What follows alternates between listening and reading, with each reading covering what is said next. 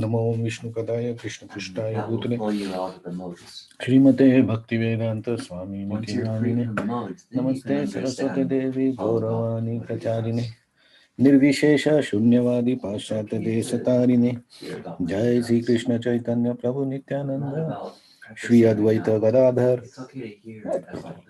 श्रीवासादि गौर भक्तवृंद हरे कृष्ण कृष्ण कृष्ण हरे हरे हरे राम राम राम हरे हरे मुखं करोति वाचालं पङ्गुं लङ्घयते गिरिं यत्कृपातमहं वन्दे श्रीगुरुं दीनतां Hare Krishna. So today we'll see verse number 22nd of chapter 5.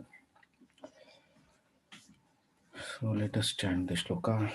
Yehi samsparshaja bhoga Yehi samsparshaja bhoga dukkayonaya evate dukkayonaya yevate adyavantaha kaunteya adiyantavanta kaunteya nateshu ramate buddha nate suramate buddha yehi samsparshaja bhoga Yehi samsparshaja bhoga dukkayonaya evate dukkayonaya evate adiyantavanta kaunteya adi antavanta kaunteya nateshu ramate buddha. na teshu ramate buddha.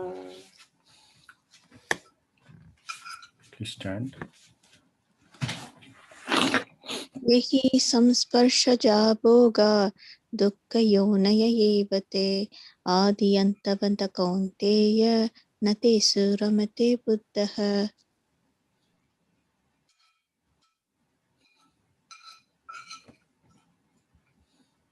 Anyone else?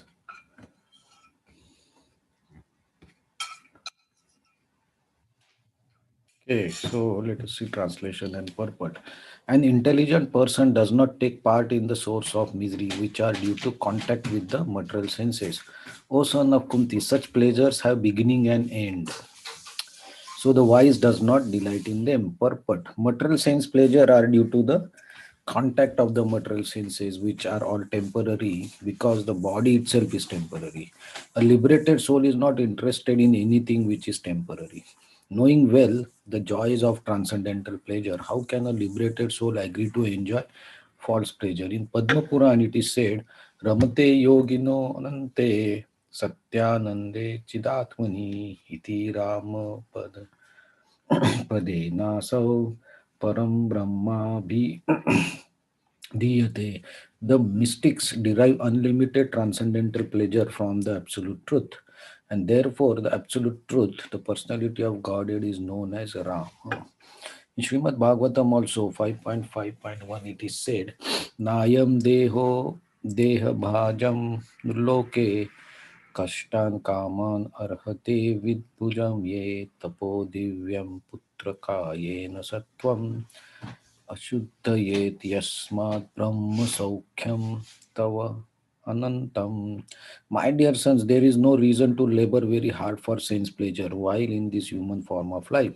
Such pleasures are also available to stool eaters like hogs. Rather, you should undergo penance in this life by which your existence will be purified. As a result, you will be able to enjoy unlimited transcendental bliss.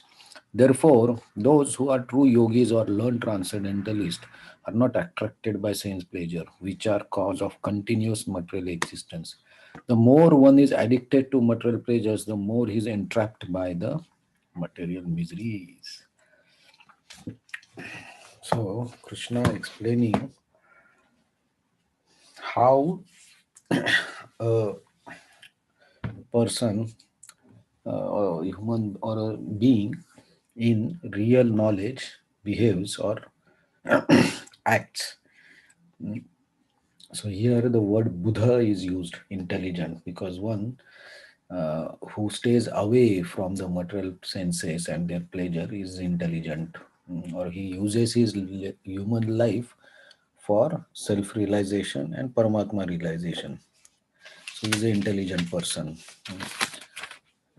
So yesterday we saw that the liberated person does not take part in the pleasure. He's enjoying the pleasure within himself because he knows that the external pleasures, bhaya sparsha, pleasures are limited. He is not attracted to them. So here the reason is given why he is not attracted to them. Yehi sparsha ja bhoga. So the material pleasure which comes by sparsha, by contact. So yesterday's word was bahya sparsha, so outside sparsha.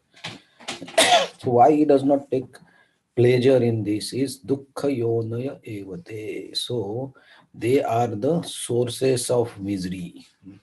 They become the root of the misery. So that's why, and that this the pleasure that is coming by sparsha also has adi and anta. They have start and end. So intelligent person does not ramate enjoy in that. So the intelligent person knows his own identity as soul and Paramatma, and that he is eternal part of Supreme Being. Right? So he knows the nature of his existence, which is eternal, and he also knows that this body has start and end. So anything connected to body is has start and end. So this pleasure also. And how this pleasure becomes source of misery, how to understand it. Okay, very crude, a gross example will be if I like some, say I like a sweet, some sweet, okay, say gulab jamun or something I like to eat. Okay, so if that particular item is on the table, I will take one or two or say three gulab jams. When there is limited, then what I feel, I want more. The senses will say no, I want to eat more, because I am getting the taste of that gulab jamun and then I want to have more. Okay, so now if there are unlimited gulab jams available, the person will eat so many. Okay, how much he can eat? 10, 12, 15, 20. But if he overeats the same item because the tongue wants it, that overeating may cause problem for him. His stomach may become upset, right? And then he has to suffer. So whatever enjoyment that we do in this world, we can observe that there is always touch of some senses with the sense object. And when there is touch and the pleasure is there, then it has start and end. So if I know my real identity as an eternal living being, and my nature, my original nature is full of bliss. That is that keeps on increasing. Then, if I am intelligent, I will not waste my time in these temporary things. And the other way of looking at it is maybe so many lifetimes we are doing the same thing, enjoying the same thing, enjoying with the senses. Maybe we are doing the same thing for quite some time, maybe so quite many lifetimes. And now in this lifetime, maybe we have come across, say, Bhagavad Gita, and we are studying, and we are understanding what is our identity. So, if we are intelligent or any intelligent person, he will not like anything that is temporary. Right? So, because that gives more pain. So, if you get something that you like, but for a limited time, then the pain that we get after that particular thing is gone, that is becomes misery. That becomes very painful. So, but even if you get that thing for longer time, that itself becomes a burden, right? It may become burden after some time. So then again, it is a pain. So material happiness is like this. It has start and end, and it is dukkha yonaya. It's a source of misery. Yonaya means source or the root or the starting point. So whenever we enjoy, there is always dukkha associated with this. So this intelligent person or person who has the real knowledge, he don't involve in these sense pleasures. So like yesterday we discussed that he will not go outside bahya sparsha, but he will go inside. And he will enjoy inside that bliss which is continuously increasing. So Krishna is telling Arjuna and also all us to learn to go inside rather than outside. And this knowledge actually helps us to elevate our consciousness from the material things to practice spiritual services. That gives more pleasure, which is eternal.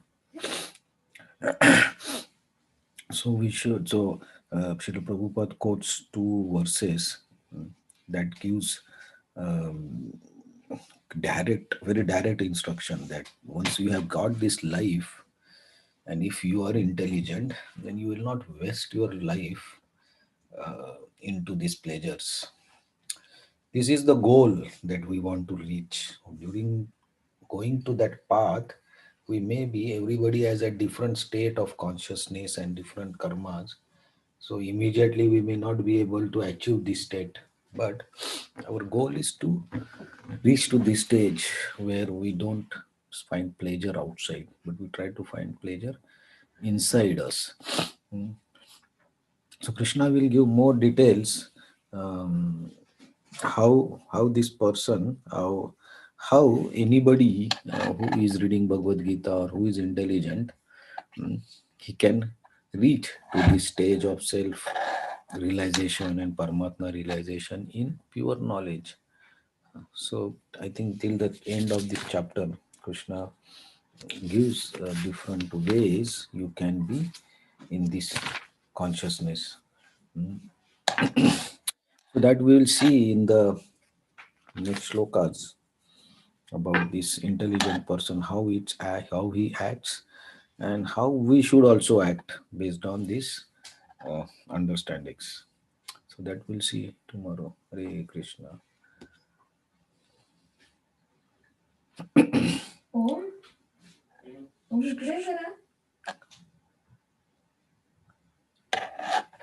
So anybody has any comments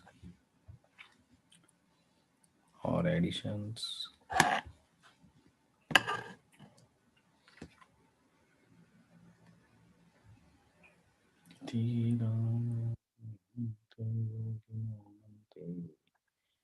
Okay, thank you very much for joining. We'll continue tomorrow with the next verse and the next quality or characteristic of this intelligent person. Thank you very much. Hare Krishna. Thank you. Hare Krishna.